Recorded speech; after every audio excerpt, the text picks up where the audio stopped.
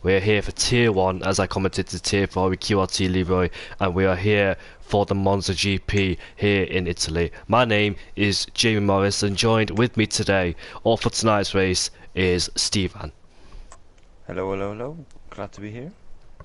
Happy you're here too. And there was an adjusted race in Tier 1. We had a few safety cars and a bit of chaos, and we might see that again being displayed at the Monza Grand Prix. So we're very interested to see how it all pans out towards the end. But we're here for the 18-minute qualifying session then for this race, and it's going to be a 27-lap race coming up then for the Monza Grand Prix. But to start it all off, my co-commentator from Monday, QRT Leroy, is out of the track, and he's witnessed plenty of accidents around here. It's very easy to lose it around some specific places off the track, majority all of them, because it can be quite difficult, even though it is a straight line basically. But some chicanes, some exits of some corners can catch a lot of people out, so you've got to be quite wary of that too, and making sure they take it very correctly indeed. But we're on board with QRT Leroy as more drivers make their way out of the pit lane. And Stevan, how have you found the season so far? A very enjoyable season, to say the least. We literally had a talk about before the stream started that there are 4 different winners this season, and yeah, definitely a completely different season compared to last season, where Wouter really dominated the season. But now the standings are way closer to each other, and generally see Tony, for example, so far being quite high up early on in every race so far, so he's going to be one to look out for again. But it's a very exciting season. Hopefully we get to see a 5th different winner today. Indeed, our ball with QRT Leroy makes his way, approaching the first corner break before the 100-metre board. Slight lock-up at entry, but nevertheless makes both apexes in turn 1 and turn 2 just because of the exit. Getting on the power, no problem with traction at all as we're coming through Curb Grande then. Hooking that inside line there, as you can see, going all the way to the right, leaving no room for margin whatsoever. 26.1 there in the first sector, making our way to the second chicane, and it looks like he's caught him out just a bit on the entry towards turn number 4 there, because he didn't carry the speed through turn 5, and unfortunately it cost a little bit. First is a Lesmo into 5th gear we go, now going into the second Lesmo, I think another 5th gear corner, and using all the curb on the exit to maximise all the track available to him as we make our way down this second straight. Then we're on board with DRS yet again. Some overtakes can happen here. 53.2 in the middle sector, gets on the grass on the entry though, might compromise him just a little bit, but makes his way through his car very nicely, especially early in the session here, because it's very easy to make mistakes with the track being green and not to the best conditions. And now we're making our way through Parabolica, different name of course, breaking the 50-metre board. Now choose a wider exit now to get all the track, and let's see what time Leroy sets in the Alfa Romeo. It's a 19.9 then for everybody to beat. There's more time for Leroy to be found there, because Stevan, he did make a few mistakes, didn't he?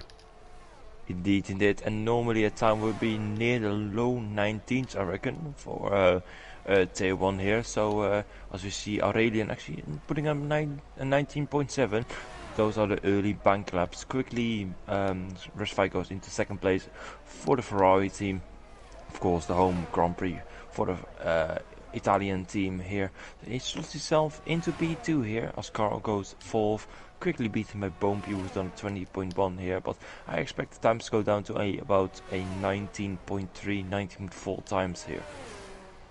More drivers cross the line. I noticed some people have validated their lap time, including Tony in P8. He's right behind his teammate, and he's also validated his second lap as well. So not a good start to the session there for Tony, our championship leader. Like you mentioned then, it is very early in parts of the qualifying session. He'll definitely get something out of the bag sooner than later. But Liam in P6 there has set his best lap time on the medium compound tyres then, 20.1, and that's close to some soft runners as well. So keep an eye on him as Nathan there crossed the line. Not a representative lap time there from him, as Giroud has crashed. No, he's got in the pit lane, so I think he might have got a qualifying ban then, unfortunately. But Isa Kush has crashed out somewhere in this session, unless he's also got a qualifying ban, because I see an Aston Martin in the pit lane.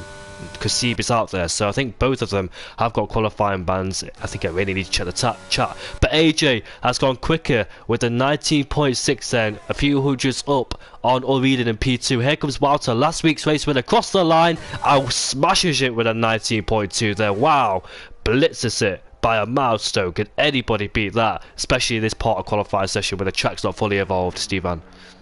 Great lap there from Wouter.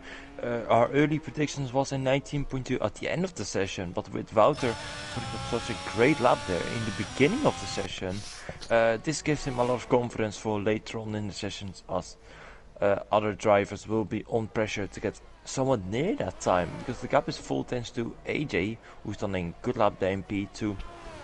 Definitely improved compared to last season.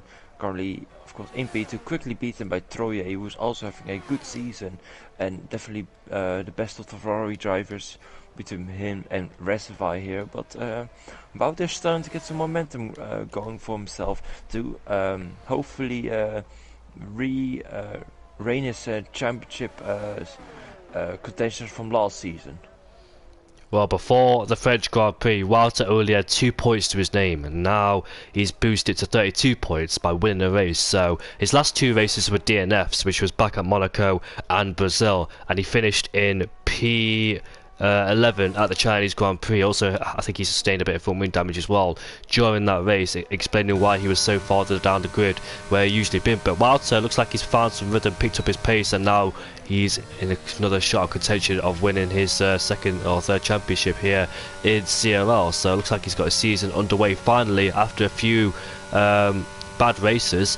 But Troye, like you said, he finished in P2. Unfortunately, Leo did a really good job closing that gap down and managed to overtake him with getting his penalties removed. But unfortunately for Troye, it must be said, he finished in P2 as Leo got his penalties removed. Jet, however, is in P3 and is separated by 200ths from Troye. So good lap time there from Jet on his first appearance here in CRL. And let's see how he managed to do then with the qualifying closing down. And I think we've got an AlphaTauri coming out the final corner. I think he's not on a proper lap. I think that's Nathan. I'm on board with Evans Joshua, who's coming through the second chicane now. Takes it very nicely, short shift on the exit. Coming into the first Lesmo then. Into fourth gear he goes, up into fifth immediately on the exit. Carrying all the speed through and coming into the second Lesmo, carrying a minute of speed. Revving it out in fourth gear, up into fifth. Now DRS enabled then for the second straight. Approached about 340 kilometers an hour, equivalent to about 212 miles an hour. 53.1 in the middle sector there, going through a sky in fifth gear. Takes a lot of the curb, and I noticed in tier 4 a lot of drivers were taking that curb, and unfortunately they got sent off into the wall. But looks like Joshua had enough downforce and grip there to make his way through confidently on the curves with no hesitation there. And now he's going through Parabolica, but that's a bit wider than he would have wanted. He carried a lot of speed in Parabolica, and I wondered did that cost him a little bit of time. It looks like he definitely did. It's a 19.9 and he's up into P9 then, so he lost a few tenths there, I dare say, but it's 1 or 2 tenths. Indeed, I'm on board currently with Leroy here, and he had a pole sector 1 being 4 tenths down compared to his time right now. 19.9. And another mistake into the Lesmo corner here, and definitely messing up this lap here as he invalidates this turn in. As we go on board with Carl, who's about to start his run right now in the Red Bull here, using DRS here on the main straight here. Coming towards turn 1 here, going 350 miles per hour. I think it is. I'm on kph, but it doesn't matter. As he goes into turn 1 and turn 2 very nicely, goes on the throttle nicely using fourth gear here and quickly shifting up here. Most of the track is just full throttle here, so don't expect guys to slow down quite a lot, as he's about 4 tenths up, 3.5 tenths to be exact here for sector 1, which is a decent time. But he for sure can gain more time. Going to Lesmo 1 here, going a bit wide there would have been more likely if it was close to the apex. But Tony sets a fast lap with a 19.2 full 2 here. So good lap there from Tony. We're about to see what his teammate can do in the middle sector here, as he's 8 tenths up here. Good middle sector there from Carl. Can he finish this run here? Looks very promising there for the Red Bull driver. As let's see, apologies for saying that Tony was in the Red Bull, which is definitely not my finest moment as a commentator. But Carl goes through Parabolica call now, going towards the line here. This should bring him around AJ Ruland's position here, and he goes into P10, so a poor final sector there, as he was 8 tenths up, but he dropped 3 tenths there in the final sector. So car definitely has time to gain. Yeah, I was on board with him as you kindly explained us on the lap with him, and yeah, like you said, he's got more time to find, and he in that last sector. I'm on board with Relentless Walter coming towards the end of the first sector, and he's 300s up, so he's found some time in that first sector. Then let's say he takes this second chicane. First part was okay, second part didn't really get the best line through there, must be said. Going through the first Lesmo, carries it in 5th gear, using the throttle to rotate the car. Going into the second Lesmo now. Very nice there, not using all the exit, but nevertheless still gets it out there very nicely. Now we're coming down to the second straight with the DRS 340 kilometers an hour, and he's now 800s up, and that is crucial because that could put him on pole position. No, it can't, and he's spun. Relentless Walter has spun and thankfully has avoided the wall, and the car would not respond kindly to him getting on the throttle coming out of Ascari through there. And that lap time has been ruined. What could it have been? I remember last season with Walter that he every time he took a scar he invalidated all his runs and he started all the way down the field, but looks like he's having problems out the corner now instead of on the entry, so looks like he still have got some work to do in that part of the section there. On board with his teammate Eero Kenny, who's in P18 there. Let's see what he could do. He hasn't set a lap time as well, neither has Leo Isakosho Jiroon, but Kenny's about to make his way towards the line. It's going to be a good lap, you know, and it is! It's a 19.1! Kenny is on pole position for the first time, and Kenny remain there. Mercedes are up there in 1 and 3, but Kenny there, finding some pace in that Mercedes and puts that car on pole position there. What a surprise there. And Kenny then, can he remain there for the rest of the session? Let's see indeed.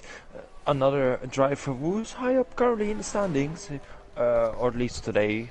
So it's going to be interesting to see if he can actually win or be on the podium for today's race.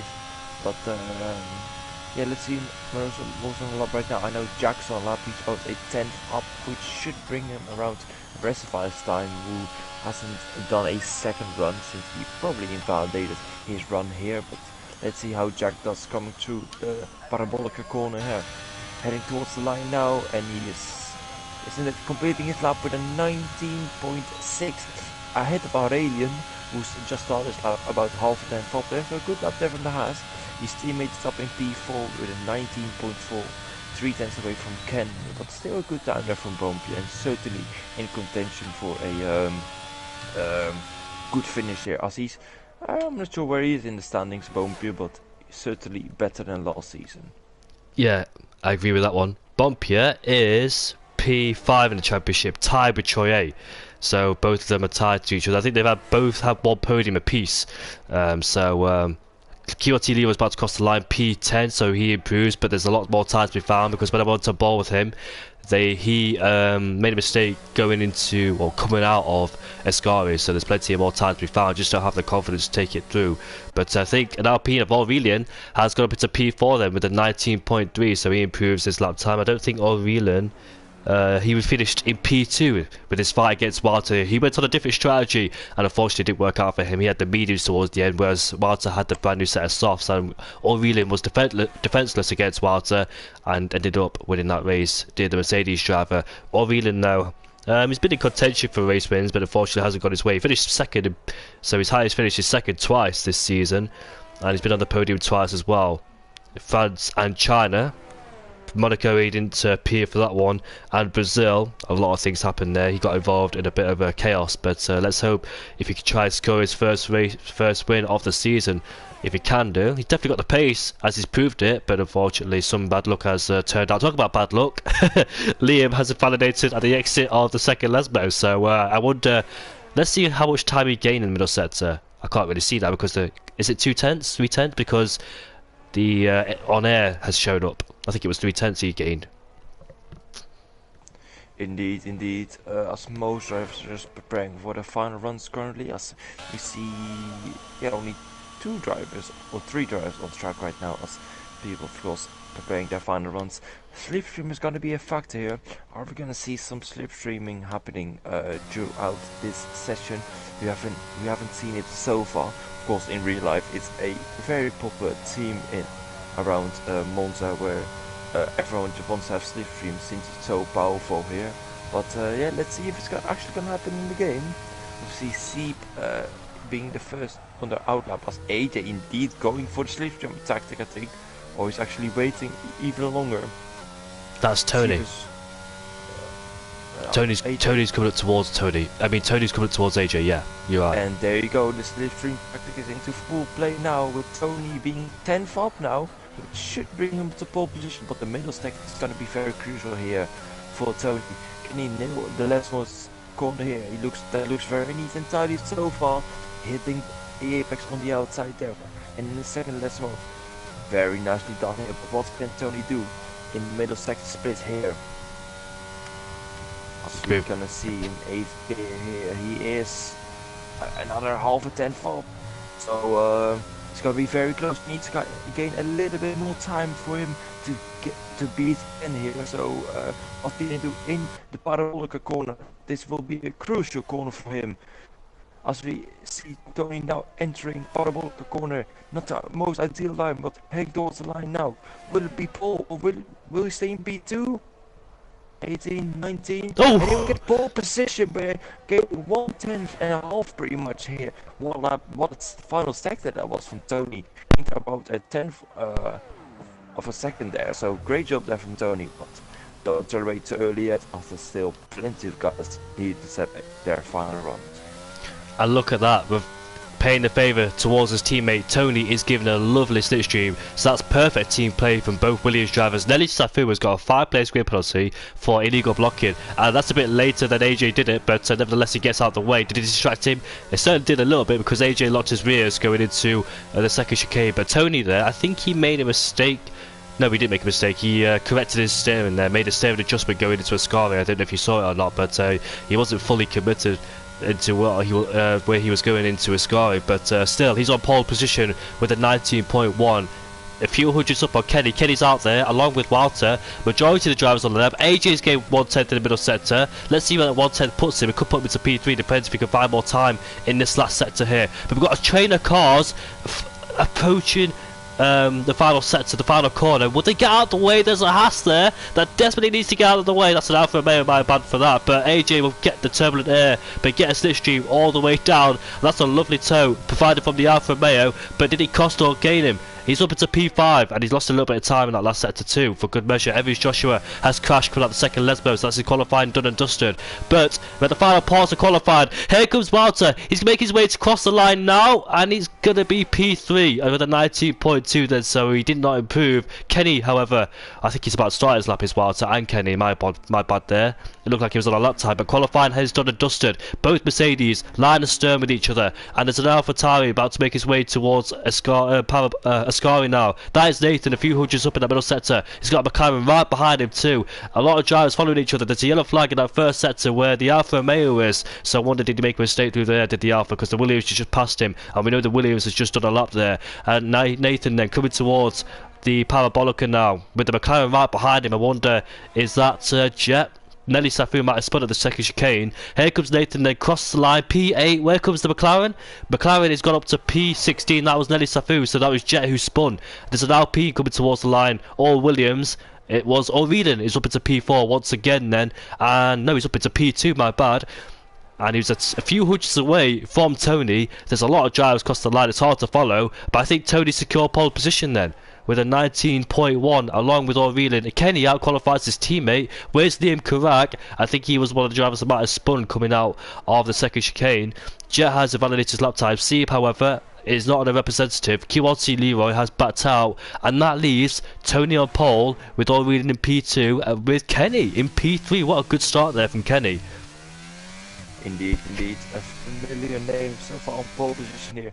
It was Liam who did indeed make a mistake in the first sector here, so quite unfortunate for him, but P8 is not the best, not the worst position to be around Monza as you can be.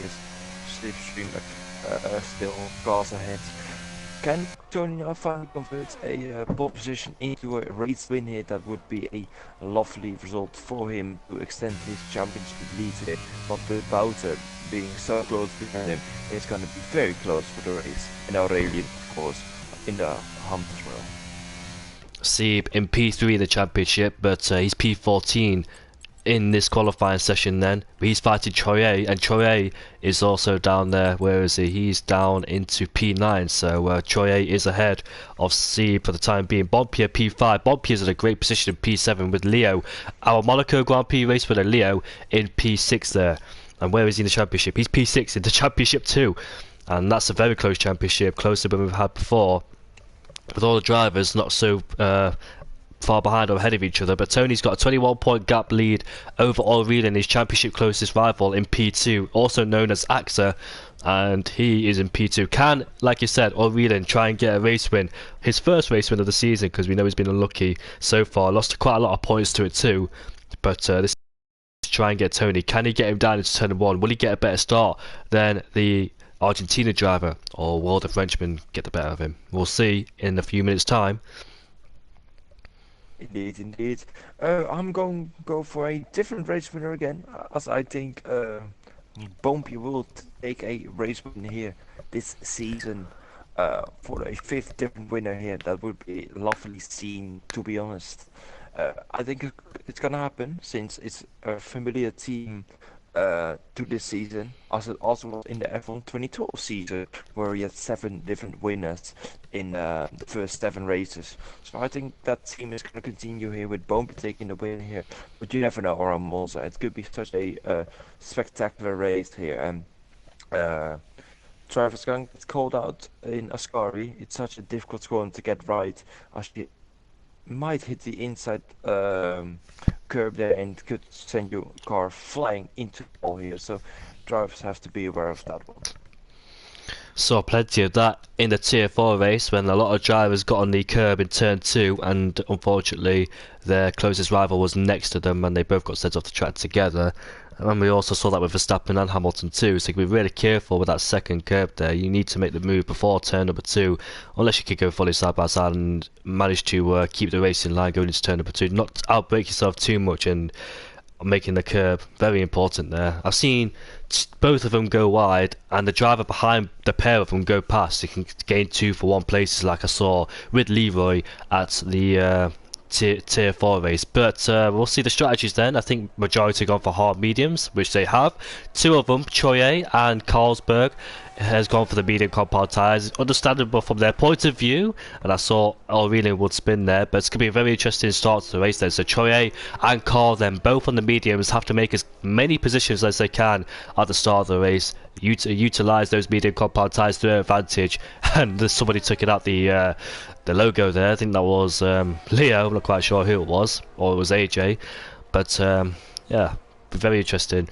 Both of their teammates as well, Tony and Aurelien, fight each other, and AJ and Leo fight each other. The Williams Alpine battle, so they're both close together, both teammates as well, so that's very interesting. Walter and Kenny, P3 and P4, good qualifying session, especially for Kenny there, put his car up into P3. And Stevan, I will do podium interviews tonight. That's perfect. I love that. I love that. I can't wait for the podium interviews. Well, to have podium interviews, you gotta have the race first of all. So let's see what's gonna happen. I think it's gonna be an exciting race with a lovely sunny conditions as Tony hits the wall. Hopefully he doesn't do that in the race or crash in the pit lane, if you know what I mean. Yeah, we're gonna see what happens with lovely sunny conditions. Of course, the Tifosi hope the Ferrari guys can move up from P9 or P10, but you never know in a CRL. Everything can happen. But Merck do look strong.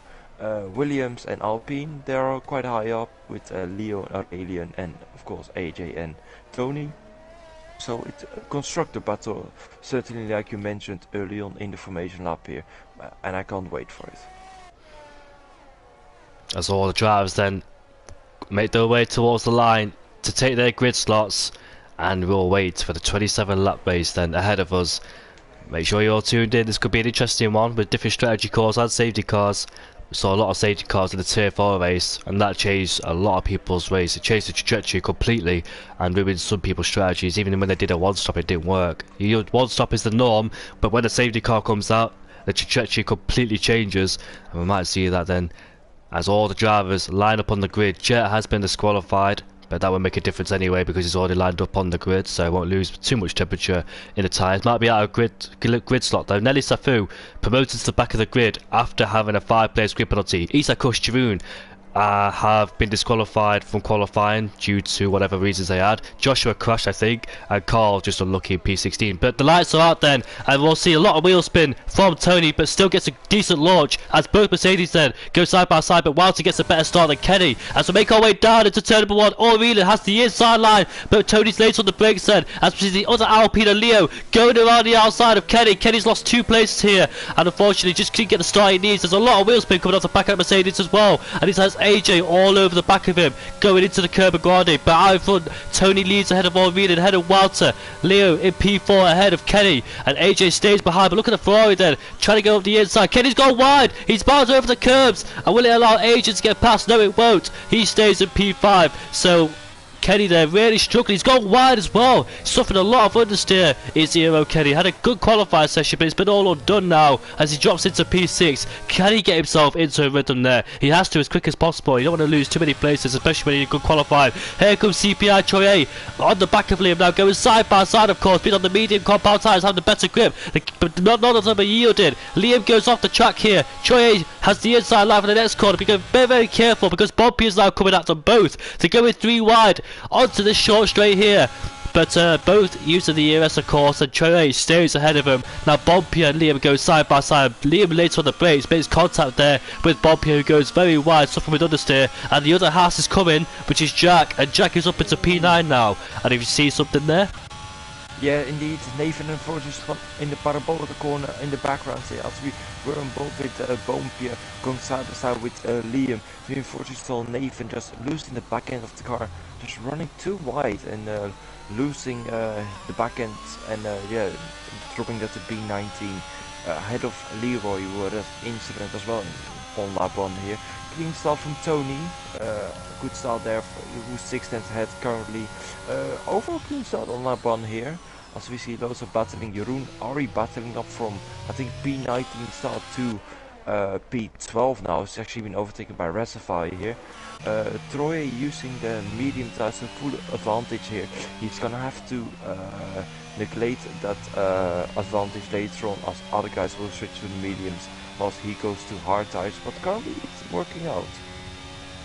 and there's a yellow flag. Somebody has made a mistake down there. Was that Aston Martin Steve? It looks like that Aston Martin's going slow, but he's rejoined on the track. Here, Kenny's fallen down the order, and he's spun coming out of Ascari. And that is a shame there for Kenny, doing such a good job of qualifying, but unfortunately did not have the race pace to match it, and he's fallen all the way down into last place then. Having good few races of the season did Kenny, but unfortunately here at the Monza Grand Prix, all gone down the drain on lap 3, and DRS then is enabled. The CPI Troye sets the fastest lap of this race on the medium compound tyres, pursuing those hard runners ahead of him, as Jeroen Visser has made his way back past Reservoir, unless he goes back down the inside. No, he doesn't, and Jeroen then reclaims P10. So the battle between Jeroen and Reservoir, Jeroen actually got ahead of Reservoir, but he went too deep, and that allowed Reservoir to do a switchback on him, moved himself back up into P10, then Jeroen got him back. Here comes AJ on the Alpine on Leo.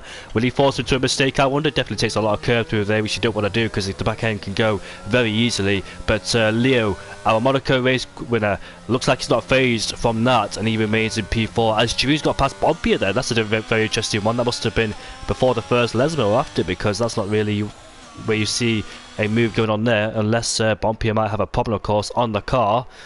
Looks like he was going a bit slow in the corners. I don't see any visible front wing damage. Looks like he was understeering in those corners, but Leo is under massive pressure from AJ right behind. Obviously Leo's not got DRS ahead of him, so he can't use that train to try and follow those guys ahead of him, P1, P2 and P3. Looks like they've got their own way so far, with the Williams, Alpine and Mercedes. Oh, that's it. While the other Williams there of Leo defending for his life against the guys behind.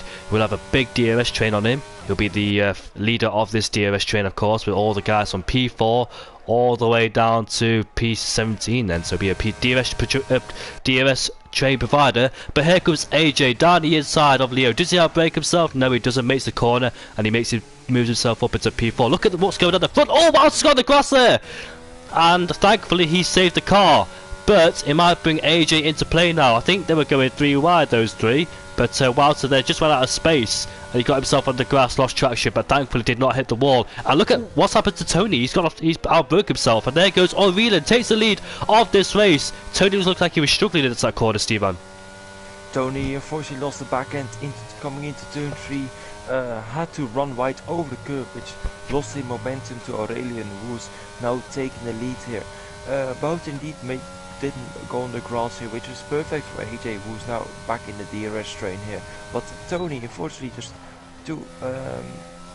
making too many mistakes. He definitely has the pace for showing qualifying. He has shown that he can match times there, but he's got to cut out the mistakes because he's now in P2. Now Evans is retiring into Parabolica. Ascari here. Will they bring out the safety car here? The first retirement here as Evans. Joshua has unfortunately just had a horrible race once again. His season not going the way at all like he wanted to, and hopefully he can turn it around soon. Oh, as we see another crash here with Ken. I switched on board to Kenny, the second DNF in Ascari, and that will bring out this full safety car now. So one crash doesn't do it, but the second one for sure does it, and this will definitely spice up the race. Well, actually, after fall up, I don't expect people to pit on the hard tires or switch to a different strategy. You might see people in the background go for the medium tires, switching to a 2-stop now, but good qualifier from Ken, unfortunately. But if you can't make it work in the race, then unfortunately, then you can't. You don't get points for qualifying. So yeah, just hopefully you can do it better next time out. Yeah, definitely had the qualify pace for sure. Maybe, I don't know, turned off the assist. Maybe he was good at that in the qualify session, but not used to it in the race. Maybe the heavy fuel loads caught him out, the hard compound tyres caught him out, who knows. But yeah, he was very good in the qualify session, just the opposite in the race. And while Kenny crashed, Troye and Leo were going side by side into turn 1 and turn number 2, and Leo, I dare say, was saved by that because the safety car came out exactly where he wanted it, with Troye a bit too further behind. So Troye had to stay in P6 there, otherwise I dare say might have got him coming out of turn number 2, heading into turn number 4 in the second chicane. And Troye pits. I expected this, I think, because he's on the medium compound tyres, of course. Might switch over to the hards, then go back on the medium compound tyres, because they'll have 2 sets of mediums, won't they? The guys behind will also switch over to the medium compound tyres. Apologies for that. The hard runners having nothing to lose at the back, so why not? They're going for an extra set of mediums. Then once the pit window opens again, they'll go on the medium compound tyres, and they'll have their 2 sets in their disposable, depending what strategy they chose. Obviously no one at the front's pitting, because obviously they've got too much to lose and a lot of traffic to get rid of as well, so they stay out. But the guys at the back essentially having nothing to lose and making a different strategy call in comparison to the rest of them. So we'll see how that all pans out later on in this session. But Tony then, all unfolded coming out of turn number 2. The top 3 were so close together, but Wouter unfortunately just got on the grass, and thankfully he saved the car, otherwise it would have ended a disaster there for Wouter. And Tony making a mistake there, going into the second chicane, just locking up the rears like you said, going off the track, and that allowed O'Reilly to go straight past. But hopefully Tony sorts himself out so he can challenge for the lead of the race once again. Now we saw this in Brazil, didn't we, Stevan, where Tony made a few mistakes here and then for some reason. Yeah, indeed. I think Tony has to settle himself more into the race, where he just grows into the race after a lap and then gets a rhythm going, because then he will make less mistakes and make his pole position actually make worth, because we talked about it earlier that he's shown great pace in qualifying, but if he can cut out the mistakes, then he's got more control in the lead, and yeah, and then he can score more points in general, because of course Aurelian and Wouter and of course lower down Jeroen are amazing drivers and have great pace. So if you make slight mistakes, then those are the difference between a win and a podium, even with how competitive the league is. As we see Jeroen pitting to the hard ice again, he has done the Monza reset, or indeed going on to the hard tires here. So Troye, Carl, and Jeroen are definitely going to be ones out to look out for at the end of the race, because I reckon they're going to try to go till the end.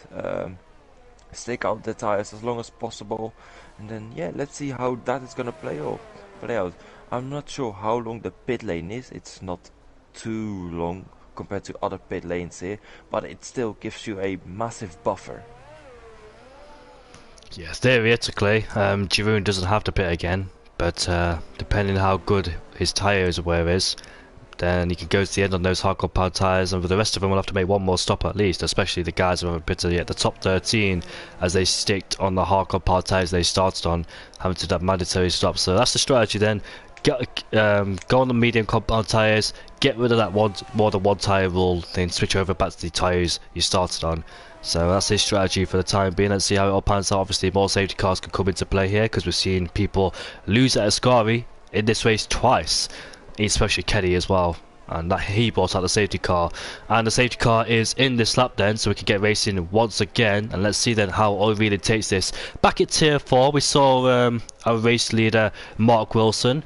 He went at the final corner, literally. He didn't go down the main street, he actually went at the final corner and made it stick as well. So I wonder how O'Reilly will approach this, as he allows the safety car to peel off in the pits, and he can be the deciding factor when the race can restart. Then he'll become the safety car himself, and all the tyres there, I mean all the drivers there warming up their tyres. Lovely shot of all 18 drivers warming up their tyres. And shout out to Nelly Safu, gained 10 places off the start. He's up into P10, doing a good job so far for Bakara, but O'Reilly then has gone at the final corner then, provided a big slipstream effects from the guys behind. You can see Tony warming up his tyres there in the background, trying to get extra temperature in them. But I wonder, is anybody close enough to make a move? It's turn 1, into turn 1 we go, and they're all settling into their places so far. Leo all over the back of AJ there. I think further behind some people have made moves, but not what I can see so far. Look at Jet, he's lost traction quit out of turn number 2. He's been overtaken by Nathan, then unfortunately for him just couldn't get the traction quit out of turn 2 and lost the place in the result of that. Issa Kush on the medium compound tyres has overtaken Leroy for P14 as we get going into the second chicane then, with all leading ahead of Tony. Remember, DRS activates again in 2 laps under a safety car rule, and we'll see then what will happen soon. But these guys can extend their hard stint, can't they, to reduce their medium stint as well. So the tyre life will be better for them, won't it? Indeed. As Aurelian had a great restart here, managed to keep control of the gap here, and made the restart a perfect restart, timed it to perfection here, as Leroy and Isakush are on the bottom of P13 at the moment. I think it's Isakush actually overtaking Leroy here, since Isakush is almost fresh medium tires here. So it's going to be interesting to see how the strategy pans out from Isakush or Jeroen. All drives on a turn strategy. Aurelian set the fast lap here with a 22.1 here. Good up here. Tony has got to be very careful, because looks like O'Reilly is using a lot of his DRS in his disposable, because look at Tony, they're 1 second outside the DRS, so he has to use some of that battery to try and get himself inside that DRS before the DRS activates itself. Otherwise he'll be a DRS provider from the guys behind, and therefore O'Reilly will pull away, as Tony will have to start worrying about the guys behind. So looks like Tony then needs to find some pace in that Williams to keep up with the Alpine, as O'Reilly then has a good buffer 1.2 seconds ahead of Tony. So it looks like O'Reilly's got some pace in his hands then to try and pull away from the guys behind and not get himself in any bother with DRS. DRS will be activated in the next laps. However, we've got Troye and Jeroen fighting over for P15 there, and now he's got past him and he's about to make a move on an Alfa Romeo too. They're going side by side with QRT Leroy. Then under the bridge we go into Ascari. Which one of them is going to have to yield first? And looks like Leroy will there, as Jeroen goes around the outside there of the Alfa Romeo and puts himself up into P14. Then I remember Jeroen was making moves as somebody got off the track in the background. That was Sieb going off in the background, but keeps it on the track. And looks like Tony then is exposed to Walter now, as he has no longer got DRS on the back of O'Reilly for P1. And we said about the qualified pace, but he hasn't got the race pace to match it, unfortunately for him. It sucks, because he's definitely shown that he's for sure improved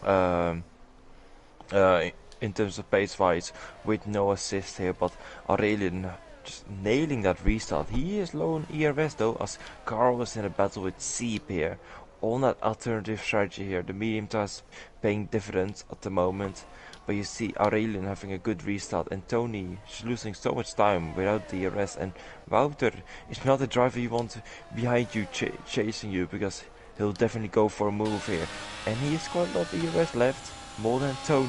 And don't rule out AJ and Leo, who has been in this battle for the entire race pretty much, so don't rule them out quite yet.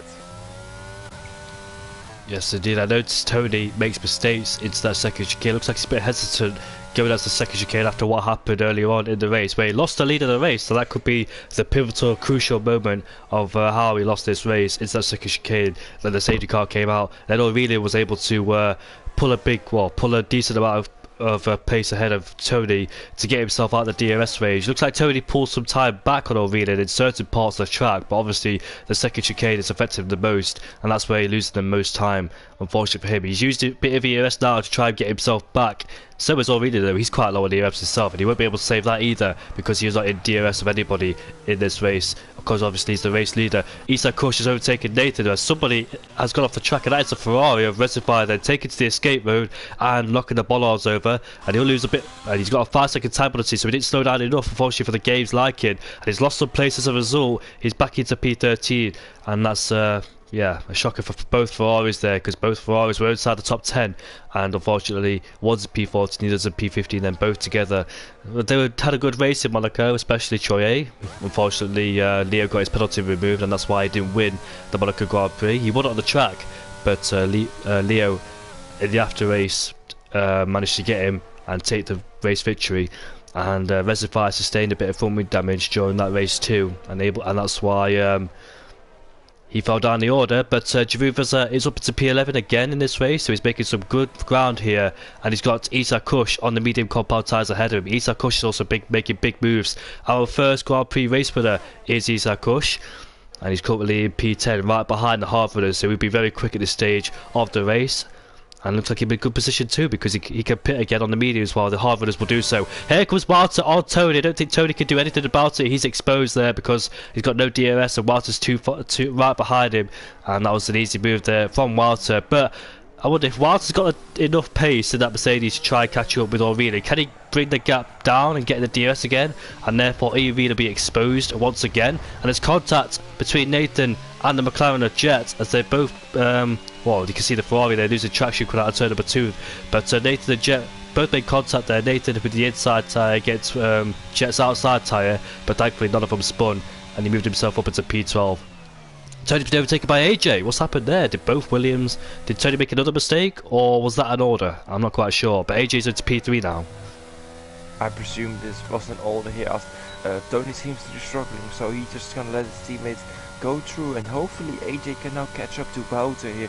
Not an easy task here, but hopefully AJ can now catch up within 1 second window, and then Tony can use AJ as a buffer here, so he can save a bit of ERS and grow into the race again, and hopefully not have Leo overtake him. Giroud has got past Nelly Safu, but Nelly Safu looks like sustained a bit of well, got a bit of gravel on his tyres because he got off the track, so looks like he made a mistake while Giroud was right behind him. But Tony then right to the back of AJ, so I think Tony made a genuine mistake.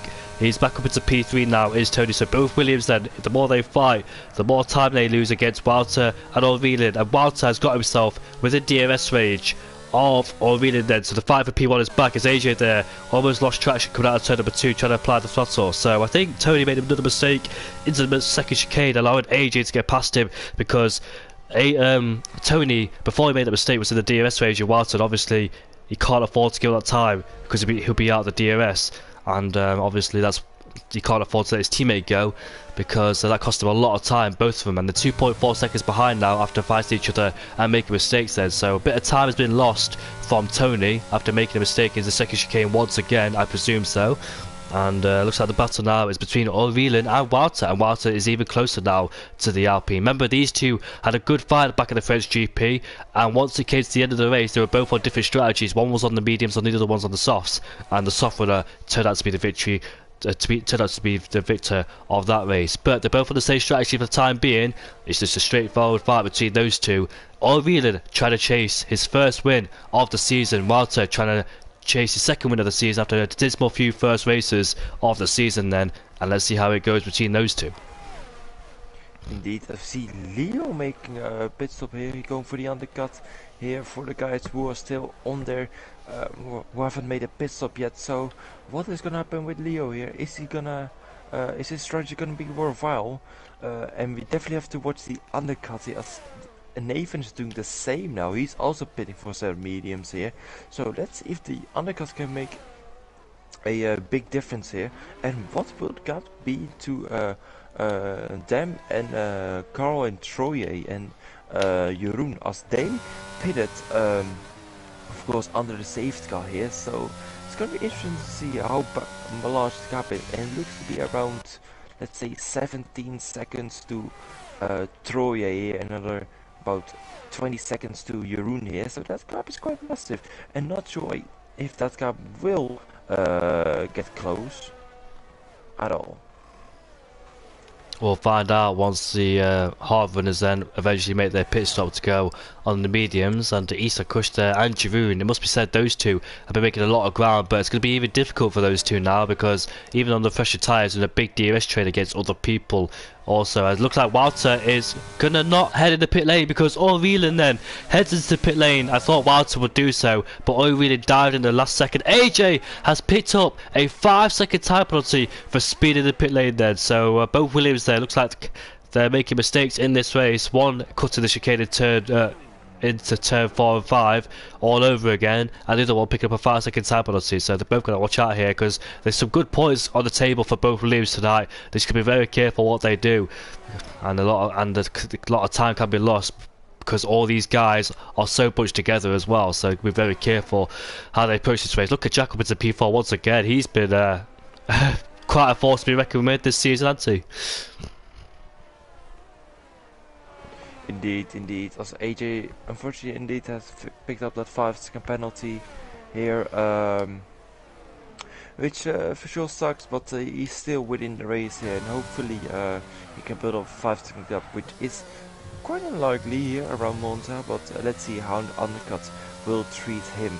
He has rejoined ahead of Leo though, who's going to try the undercut. Hasn't quite worked out here, but he's winning the 1-second window here. So Leo's race is gonna be interesting to say the least, and let's see if other guys are gonna make a pit stop now, as Wouter indeed is responding to the undercut of Aurelian and other drivers here, as Leo picks up penalty. I thought I was totally picking up a 5-second penalty here. So as Jeroen overtakes Issa Kush now, Jeroen is in a really good position currently to potentially even win this race.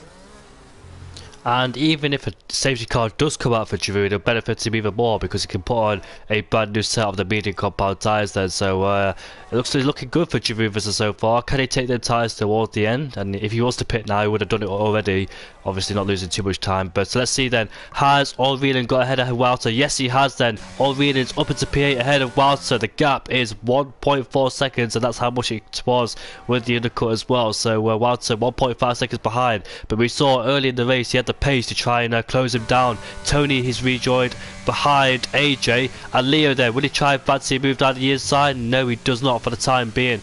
Tony just coming out the pit lane is still warming up his tyres, and Leo will be all over the back of him until Tony warms up his tyres. And let's see if Leo, where will he pass? Will he try and get him down into Ascari? Will he get a decent exit? Obviously Pyro has no DRS to protect himself against Leo. Leo's using the ERS, and let's see then, will he try and get him down into Ascari? No, he's too far back on that occasion. And looks like Tony then for the time being just stays ahead, but is under massive pressure that he needs to get himself into that DRS range as soon as possible.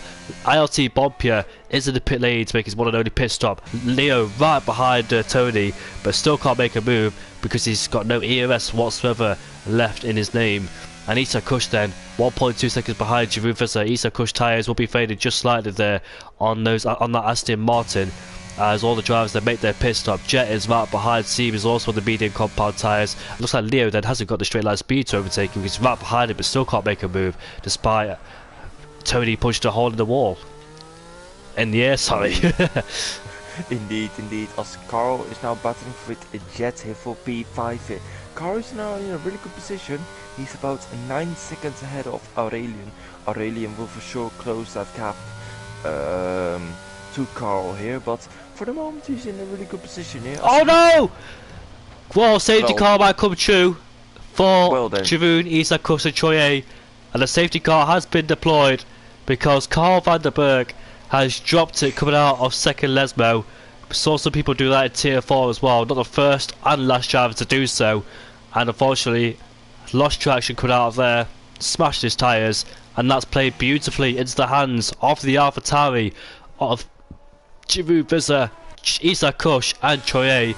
Presumably these guys will go to the pit lane to change onto a brand new set of medium compound tyres, and this race will be spiced up then. Where will they rejoin? As Troye has picked up a 5-second time penalty, so another driver who picks up a penalty speed in the pit lane. Well, to say commentator's curse is a slight understatement. There is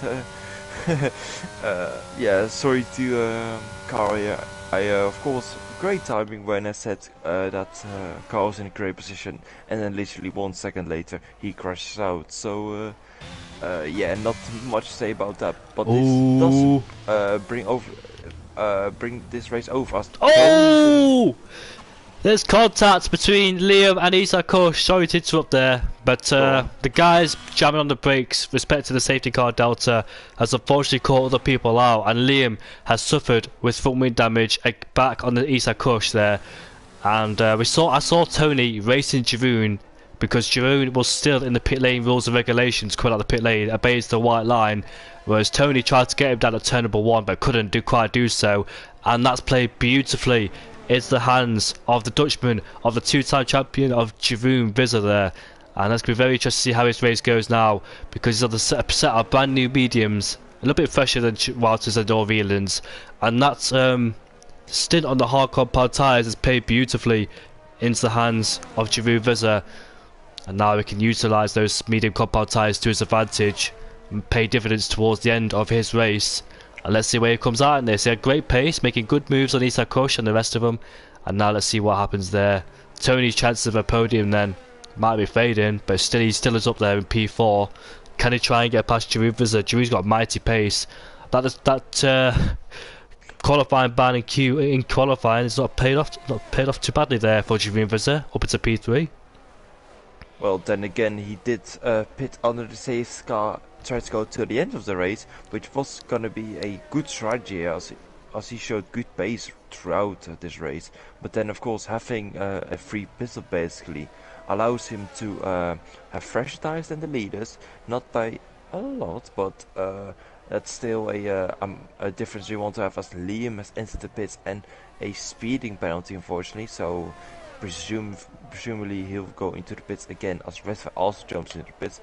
But going back to the point about Jeroen here, he went on a different strategy here, and when the free stop arrived here with Carl's crash, he took it like a flash, and he's now up to P3 and certainly in contention for the win here, as it's going to be a spicy race. Jeroen and Wouter definitely have their battles throughout the season. You remember Brazil, where they for sure got their elbows out here, and it won't be surprising if the same happens today. Yep, remember that race back in Brazil when they went 4 wide into turn number 1, and Troye, unfortunately for him, came out worst of it, and Wouter and Giroud were going at it in that race. I'm about to see another round of that going on as well. I can't wait for it. Orvelan, every time Orvelan, Wouter and Giroud get close, never ends well. So we're about to see how that turns out towards the end of this race. but it's going to be a spicy one.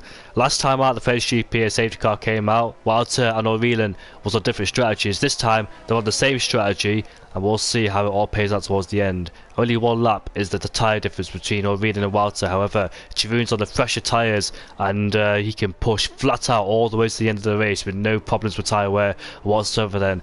Can he win this race despite starting all the way down in P18? That strategy on the first safety cars worked beautifully as he went back on the hard compound tyres, took them a long way until this safety cars came out, able to pit onto the medium compound tyres and claim P3, getting the jump on all those guys. It must be a shame for all those guys knowing that they've been up in the top of the for so long, and all of a sudden a safety car comes and ruins it.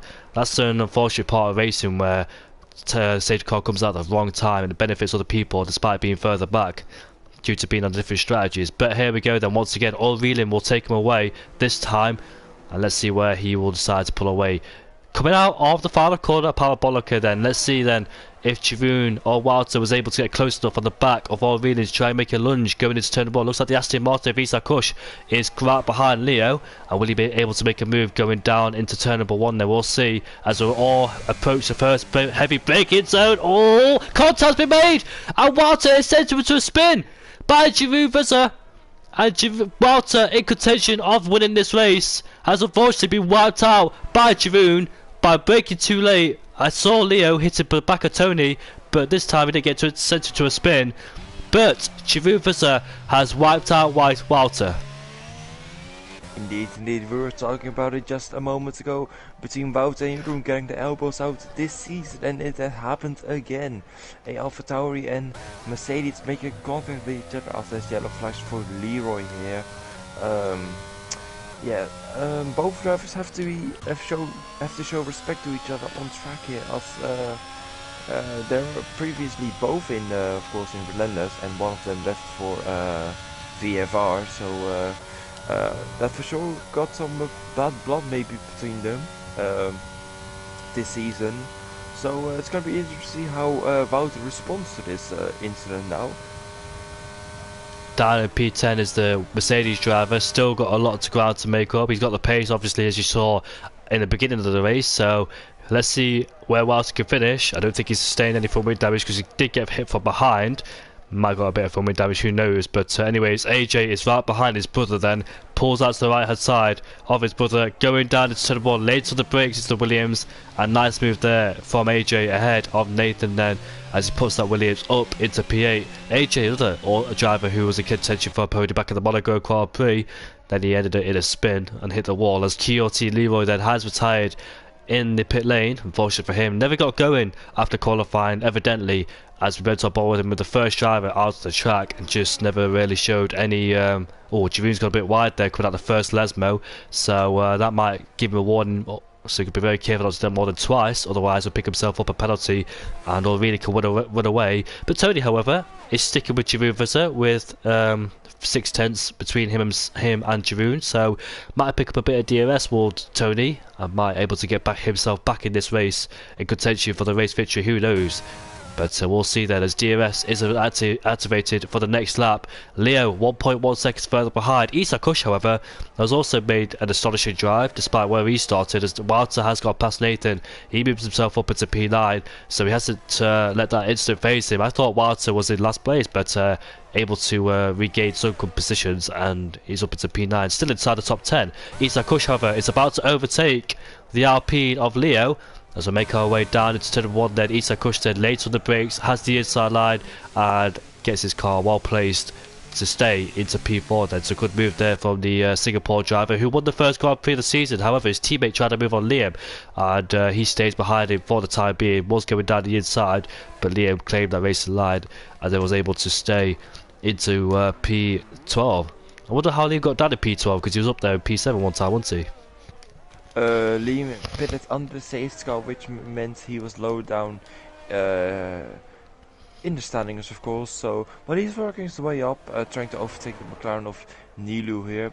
There's a slight gap between Nilu and Nathan here, so Liam has got to get a move on if he wants to get any big difference of points here. So hopefully he can do that. Oh!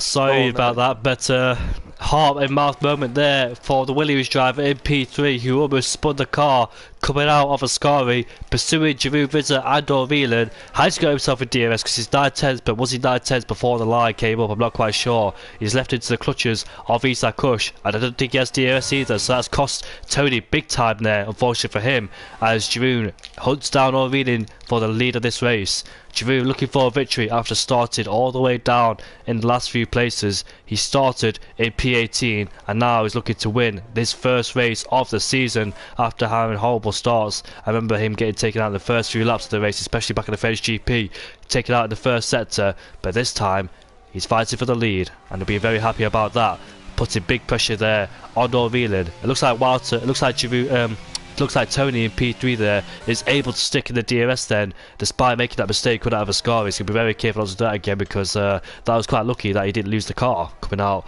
of that fast corner.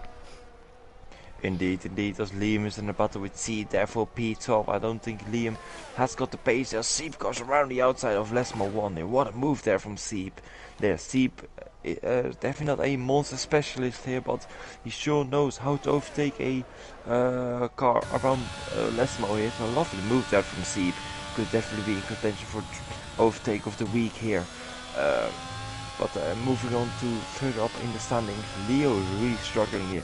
Not able to keep up with the leaders despite the tire difference not being too much here. So hopefully he can stick ahead of Jack here, who's also done a good job again today. Again for the Haas team in the top 6 here. So hopefully he can stick there. Yeah, Jack, who was in the top 6 at the French GP and Monaco. Monaco, when he went to the medium stint, unfortunately crashed out of the race at the exit of the tunnel, and Seep and Reservoir going side by side once again. Seep is ahead of Reservoir. Look at that, but Bob Pure versus Liam once again, and they're going side by side, but Liam has got front wing damage, and that's why that explains why he's lost a lot of grip in the corners, high speed corners, and Bob Pure able to get all over the back of him. Bob Pure, a disappointing race despite where he started inside the top 10, so lots to improve, but Tony is right behind Giroud Vizza. So he's not lost him just yet, despite making that mistake coming out of Ascari, but it was right in the tail of the AlphaTauri coming out of the second Lesmo and putting big pressure there. So Tony looks like he's still in contention of the lead of the race here, despite losing pace at the hard stint, and he's brought himself back into contention with Isak Kush following then. Top 4, O'Reilly, Giroud, Tony and Isak Kush. 2 of them in the top 4 have won a race, which is Tony and Isak Kush. However, Giroud and O'Reilly hasn't, and I'm hoping O'Reilly or Giroud wins because we're going to have a 50th race of the season. Indeed. As there's 3 laps to go now here, and O'Reilly looks quite comfortable at the moment, despite having all the tyres here. It's going to be interesting to see if he can keep on, but I think he will for sure, as Jeroen has not been able to find a opportunity to overtake him. I think he's going to just save ERS here for the second to last lap here, or for sure, of course, the last lap here. Anyway, let's see if he can make a move past here. Troye trying the alternative strategy early on. Doesn't really matter, make a difference now, but he is still P7. Will drop down after his penalties, of course, which we'll see him behind Wouter and AJ here. So let's see what happens in the final couple of laps. This race has absolutely flown by, with 2 more laps left to go still. Who's going to be the winner of this Italian Grand Prix? Will it be O'Reilly, will it be Giroud, or will it be Tony? We're about to find out. Isak Kush there in a difficult position in P4, following the DRS train, so he can't gain any advantage from that. But he's had a good run as Isak Kush in this race, and despite starting at the back, he's got himself up into P4 with Giroud Vizza as well. I was about to mention Jack in P6. He at the French Grand Prix had a puncture towards the end of it after taking those tyres a long stint. Was in the top 10, but unfortunately that puncture came, and the Monaco Grand Prix looks like he was about to score some good points there, but unfortunately for him, he crashed out of it on the medium stint. Nelly Safu has got past Nathan. He moves himself up into P10. So McLaren from starting last, and he's up into P10. So good drive from the McLaren driver, and Nathan then left in the clutches of a Reservoir. But main focus is on the guys at the very front here. I'm about to see what will happen. And there's a Haas who's gone for a spin. Oh, he's gone off at turn number 1. That is Bompier. He hasn't spun. He's just outbroke himself. And a dismal race from the tree as Walter has got past AJ. He moves himself up into P8 then. So still scoring some decent points here. It's Walter despite what happened at the safety car restart. Still keeping calm and composed is Walter, as we always know. Level-headed is the Dutchman. Doesn't let anything get towards him, but obviously not what he wants whatsoever. But let's see then. Allreed and then weaving left to right. Obviously Giroud is not going to try it on this straight, but Allreed and then he desperately needs a good exit coming out of Parabolica to prevent Giroud from overtaking, but Giroud's super close then. Giroud needs a decent exit to try and out-drag Allreed with the help of the DRS then, as we make our way onto straight for the final time in this race. Allreed is low on the DRS as Giroud has DRS on the Alpine, and there we can see then Giroud has to go around the outside, and will Allreed go late to the brakes? Yes, he will for sure, as they both go side by side. Giroud runs out of room, and he goes off the track, bounces over the curbs, but he gets ahead of Allreed. Will that be a legal overtake, I wonder? Will he have to give that place back going off the track there? I wonder, because we've seen plenty of people do that in the past and have to give the place back, but it looks like he's not doing it on that occasion then. He'd probably argue that Allreed didn't give enough room, but will he try and go back down the inside? No, he can't for sure. It's too far back, unfortunately. But I wonder, is that a controversial move there from Giroud? It for sure is. Turn 1 is such a tight corner, so it's difficult for two cars to go side by side. You saw with Verstappen and Hamilton in 2021, where both drivers couldn't run side by side, and Verstappen got bounced up with by the sausage curb, so it's such a difficult corner to get right here. But this will be such an exciting end to the Grand Prix, as we're heading to the final straight now towards Parabolica. Who will keep the lead here? Allreed and Giroud's weaving as much as he can, but will Allreed try and go for a last lap move in Parabolica? No, he's too far back. Look at Isaac Kush though. He was right behind Pyro going into Parabolica, but Tony stays ahead of the Aston Martin. Giroud comes across the line to win the Monza Grand Prix ahead of Allreed in P2. Tony finishes in P3 ahead of Isaac Kush, and Troye finished in P9. Just that penalty. Leo in P6. Jack, however, fantastic race from him in P6 with Walter recovered into P7 there, AJ P8, Nelly Safu P9, Troye P10, Nathan P11, C P12, Jet P13, Reservoir P14, and Bompier spinning in P15 with Liam trying to set the fastest lap in P16 there. So that's the end of the Italian Grand Prix here in Monza. But will there be more action after the race due to that move down at turn number 2? He went off the track, he completed the move off the track in turn number 2, cut the corner to take the lead of the race then. And I think Allreed has every right to report that, don't you think, Stevan? Indeed, it's gonna be interesting to see whatever's gonna happen here. I can't wait for these podium interviews, to be honest, between Aurelian and Jeroen, and then of course Tony at the end there. So Wouter presumably not happy with that move on after the safety car restart here. So it's gonna be interesting to see how the stewards do here. But for the moment, Jeroen is gonna celebrate this victory here for the Italian Grand Prix. Of course, AlphaTauri is an Italian team, so he's gonna this counts as a home win there for the team. Of course, being formerly Toro Rosso here, doing the greedy on the podium here, ahead of his rival here, Aurelian and Tony here, with a lovely trophy here, with I'd say the best podium of the entire calendar. Let's get inviting those drivers in the podium.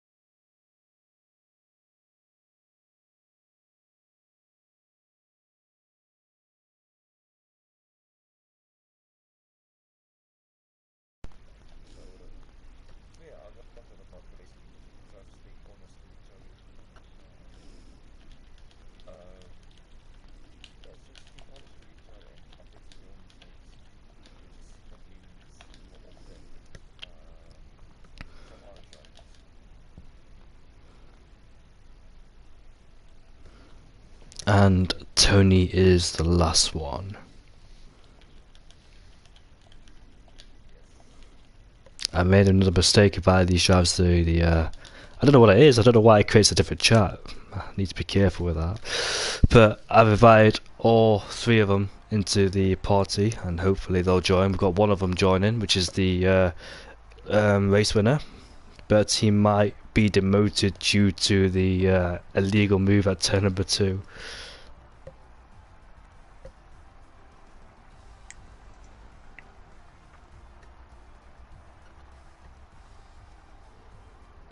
Just waiting for Orvillin in 2nd place and we'll get going. But before we get going, I need to mention that if you two could turn on your audio, because last time we did this, Steve did turn it on. Yeah, make sure to have an audio check quickly. If all audio is shared, it should be, but let's see. Oh, it was not shared, and it is shared now. Perfect. There you go. I guess we'll start with our 3rd place finisher, which is Tony here. Tony, congratulations on another podium here. Couldn't convert pole position to a win, but another solid amount of points scored for the championship. How do you feel after that race? Stressed out a lot. I think I will be promoted to P2 hopefully, and Aurelian will get the win. So that tightens the championship battle quite a lot between me and him. But I'm glad to get another podium and score a lot of points. But yeah, it was stressful because my rear end was locking up probably every braking point at the first corner and the 2nd chicane. So I was a bit worried about that. Indeed, we did catch one of those moments where you just went by it and lost the lead to Aurelian, which essentially lost you the race win, I think, because I think you were ahead of him, of course, so that definitely did not help your race win chances here, but getting a podium is not bad either. What do you feel about this? The amount of safety car restarts. Of course, Monza is not an easy circuit here, but what did you think of the safety car restarts and with the amount of incidents there were during the safety car restarts? We always knew there were going to be at least one safety car due to Ascari or even the 2nd chicane catching people out just because of the rear lockups with this year's cars. But yeah, it was quite annoying, especially on the 2nd safety car where Jeroen was able to box to mediums, fresh mediums, to the end of the race and jumped me and got in between me, Axa and Wouter. And then obviously the incident happened. Then I could have taken a chance to overtake Axa, but I couldn't get the traction right on the exit of turn 1 and turn 2, where Jeroen and Axa had an incident. It's quite unfortunate. Yeah, I think the safety cars just bothered it a bit. Yeah, I think you should be quite satisfied with scoring the amount of points that you did. Well done today, and how are you looking forward to the next race? Which is, let me quickly get the next Zandvoort, I think. Up. Yeah, Netherlands. It's Zandvoort indeed. What are your thoughts about Zandvoort, and are you any quick around Zandvoort? It's a nice track. It's a nice and flowing track. I've been quick over it last year. Haven't actually done a lot this year, but I'll put the practice in and get up to speed. Hopefully another podium or even another win. Well, congratulations on currently P3, which might turn into P2 later on, but yes. We'll say P3 for the moment here. So, yes. as we, sorry, does Jamie, do you have any questions for Tony? Yeah, during the hard stint, I think you were spot on when you said you were locking up in every single corner because you gave the place to AJ, and I thought it was team orders, but obviously you didn't want to lose the DRS touch. So I think you just wanted too much brake balance on the front to lock up all the time and go off the track. It was on 50. Yeah, I think I don't know. You've just probably braking a little bit too late. No, I was braking completely normal. I think it was just my brake pressure. Then in the 2nd chicane, if you just step out the rear end a slight bit, and normally you're supposed to go over the curb, and that just threw me off. So me and Jacob did a few team orders to overtake each other, try keep ERS, and keep up with the top 2. Yeah, fair enough, mate. Well, congratulations on P3, and well, Thank you, mate. I don't know if it'll be P3 in the end, but we'll find out eventually. But we'll move on to second place. Axa, how you doing, mate? Fine, and you? I'm good, thank you. Talk us through your race, mate. You led majority of it, of course, and you had Drew and Wild to ride to your tail. Talk us through how that felt. Yeah, it was a nice battle. Tony lost it few times, lost few times in the rear. So yeah, I overtook him. Then yeah, Water came back on the GRS, and after so I tried to pit early to put him off of to put more than a second gap, and after then the safety car happened, and yeah, the fight with Jeron at the end. I'm a bit disappointed of me to lose against Orange Wing, so that's why I tried my best at the last lap to defend the best I could. Maybe it was a bit aggressive, but he cut the chicane, so no problem about this. If no space, then I think he can cut. So congrats to him. Yeah, we indeed talked about it during the stream that turn one is such a tight corner. You saw in 2021 with Verstappen and Hamilton that it's so difficult to run side by side through that corner and keeping it clean here. But not to get or to get your hopes up, Jeroen will probably get a penalty, so that will promote you up for the race win here. So we also noticed throughout the race here that you had a very clean safety car restarts every time. I'm presuming there were like 3 safety car restarts, but what was your strategy call with the safety car restarts?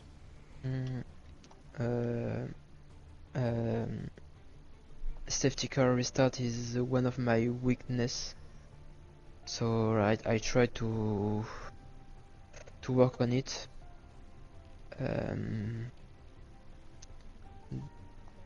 In my opinion, the guys behind may think that I will restart very late, so it was my opinion. So I tried to restart a bit early to surprise them a bit, and it worked 2 times quite well. So it was. So I'm quite happy of this. I should be. Jamie, do you have any questions left for Aurelian? Well, first 4 races, you're trying to get your first race of the first race of the season, but obviously headed to the 5th one, you were so close to it. But do you think you can try and get, if there is a penalty coming Jeroen's way, do you think you can try and get it in the 6th race this season? Because you've been so close to the whole season. Yeah. I was P2 in China. And France. P2 again. P2 again in France. And P2 again. So I hope next time. What the next track? Zandvoort. Zandvoort. Yes. Okay. How do you feel for that one, by the way? Jeroen and me had a race there last Sunday, so we know the track quite well. We fight also. We had also a very nice fight, so let's see. Thank you, Axa. Nice to talk to you again, and we move on to Jeroen Visser. Hello, how you doing, Jeroen? Yeah, I'm doing well, but of course I'm not going to take the win. So just to get that out of the conversation. So well, first of all, GG's to Axe on the win and Tony on P2. I like how you admitted that. That's good sportsmanship from you there, Jerome. It was a hard fight at 10-1, but fortunately, yeah, just things happen. But you got to say though, it was a fantastic drive, starting from P18 to move yourself back up into P1, and I don't know where you finished in the end, probably P3 or P4, but still, it was a very good race though, wasn't it, for you? Yeah, no, the pace was very nice, but yeah, and also I think without the last safety car, I would have won the race on the hards, because my hards were in good shape and very big gap to the leader. But then the safety car, of course, I could pit to newer mediums. But yeah, then on the safety car reset, I just watched the footage back, and I locked my front tire, and I hit Wout in the back. It was quite big contact, which spun him and gave me orange wing damage. So then from then on, I knew my pace was good and the tires were still better than Axe. And I still tried to go for the win on track,